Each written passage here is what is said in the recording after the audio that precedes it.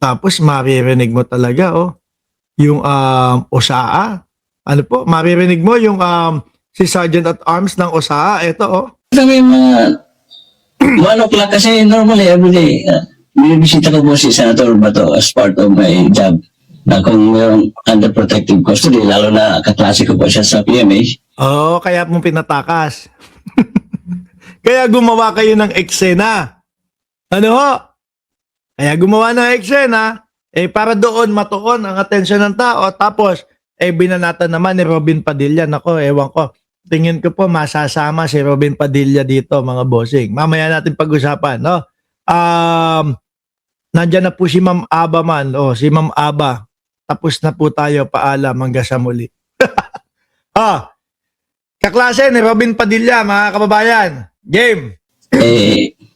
Part po ng aking duty na bibisitahin si Senator Bato. Ang report sa akin, Part ng duty niya na bisitahin yung kanyang kaklase. from the parking, parang tuloy-tuloy, normal lang sila. Naglakad lang, sumakay. At tuloy-tuloy, lumabas lang. And the reason po to block the vehicle, to block Alam nyo, makaka-apekto lalo ho ito sa kaso ng dating Pangulong Duterte, mga kababayan. Yung kanilang mga pahiling-hiling na interim release, iuwi si dating Pangulong Duterte at kapag mayroong mga patawag na mga hearing, dalin si dating Pangulong Duterte, hindi ho papayagan yan. Lalong imposible po, no, napayagan yung mga ganong request nila. Bakit po? Di pag inuwi nyo dyan sa Pilipinas, ang dating Pangulong Duterte, tignan mo nga, mga senador ninyo, itinatakas yung mga wanted sa amin na ipinapa-aresto namin. Di ba? Sabi nung pinsan ko, gustong-gusto talaga sumama ni Robin sa dahig, kaya gumagawa siya ng paraan. Correct. No? Tapos baka mamaya iiyak-iyak din, ha? Sasabihin, gusto kong makita yung mga anak ko. Baka Malabato de la Rosa din, ha? Senator Bato from Lili. Nagtanong naman yung ating mga security, pero hindi na sumagot yung dalawang senador. At saka sa word po ng ating sa statement po ng ating Senate President, Talagang si Robin ang nagtakas. Mga bossing. Sabi ni Ma'am Aba, grabe yung effort ni Binoy. Baka ho siyempre grabe din ang effort nung gobyerno ni dating Pangulong Duterte nung pinapalaya siya, di ba? Baka kaya talagang kahit ano po na sitwasyon, malaki ang utang na loob ni Robin Padilla dito sa grupo ni dating Pangulong Duterte. Kaya umaabot na sa ganyan. Mamaya natin pag-usapan yung ICC at Robin Padilla. Tingin ko ho, baka obstruction of justice, harboring of fugitive. Baka, hindi. Mamaya. yung protective custody is a privilege extended to Senator Bato. No? Kung ayaw naman i-avail yung privilege na in-extend ng Senate, pwede naman siyang umalis. So, hindi sa bigilang Hindi, mas delicate siya dyan, boy. No? Kasi corner na siya araw-araw nandiyan na lang siya. Araw-araw nasa loob na lang siya. Para nakakulong na din siya. Di ba? Tsaka isang hakbang niya lang palabas, arestado na agad siya. Mas safe siya doon sa labas. Kaya tumakas yan. Kaya pinatakas yan. No? At ako ho din ay naniniwala, mga kababayan, na, nakita nyo, todo effort naman po yung 13 Judas, mga bossing. Di ba?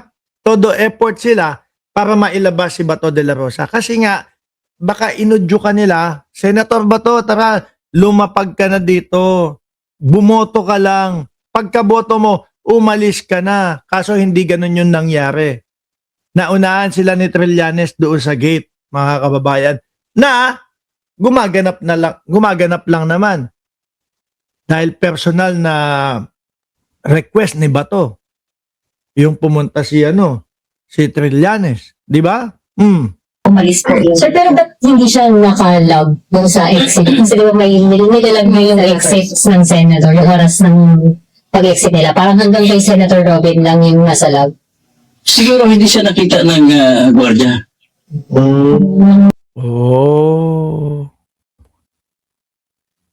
Kasi meron pong logbook dun Nasaan ba yun? Nasaan yung logbook? Ayan, wala dito Pero may logbook dun Ano po, yun nga yung nakikita na hanggang si Senator Robin Padilla lang yung lumabas. Kasi ilalag lang ng mga gwardiya namin. Sandali. Yung unang tanong, napansin ko lang, yung unang tanong niya, yung unang tanong sa kanya, ganun, hindi na sila sinagot nung dalawa. Nagtanong yung gwardiya. Ia-atras ko mga kababayan. Ia-atras ko yung salaysay niya. No? Sasabihin niya, siguro hindi siya nakita nung gwardiya. Nagtanong daw sa kanila yung gwardiya. Ulit. Nag-usap kami mga 1 o'clock kasi normally everyday. Binibisita ko po si Senator Bato as part of my job. Na kung mayroong under protective custody, lalo na kaklase ko po siya sa PMA, part po ng aking duty na bibisitahin si Senator Bato. Ang report sa akin from the Yan. Sige. Nandiyan na, di ba? parking, parang tuloy-tuloy, normal lang sila. Naglakad lang, sumakay. At tuloy-tuloy, lumabas lang. And the reason Ayan, nagtuloy-tuloy lumabas. Normal lang, dumating, nagtuloy-tuloy lang, lumabas. to block the vehicle, to block Senator Bato from leaving. Nagtanong naman yung ating mga security, pero hindi na sumagot yung dalawang Nagtanong yung mga security, hindi sumagot yung dalawa. Nagtanong naman po yung mga security. Hindi sumagot yung dalawa. Nako, bubutasan kayo dito, sir. Mabubutasan lalo kayo dito. Nagtanong yung dalawang security, hindi sumagot yung dalawa. Senator. At saka sa word po ng ating sa statement po ng ating Senate President, yung protective custody is a privilege extended to Senator Bato. No? Kung ayaw naman i-avail yung privilege na in-extend ng Senate, pwede naman siyang umalis. So hindi sa bigilang Sige, tuloy mo. umalis po yun. Sir, pero ba't hindi siya nakalog dun sa exit? Kasi di ba may nilalag mo yung exit ng senator, yung oras ng pag-exit nila. Parang hanggang kay Senator Robin lang yung nasa log. Siguro hindi siya nakita ng gwardiya. Bahala ka sa buhay mo, sir. Magkabuhol-buhol ka dyan. Kasi ilalag lang ng mga gwardiya namin yung nakita nila na lumabas. So siguro baka nakayuko, nagtago. Magulo ka. Sabi, tinanong kanina, hindi lang sumagot yung dalawa. Yari ka, sir. Para po mas malinaw tayo, mga kababayan, ha? Para mas malinaw po tayo, puntahan natin itong oras by oras o punto por punto ho, mga kababayan. Minuto nung nakalag sa kanila, mga bossing, doon sa Senate. Ito po ay galing po sa GMA News, mga kababayan. Ito, ayan.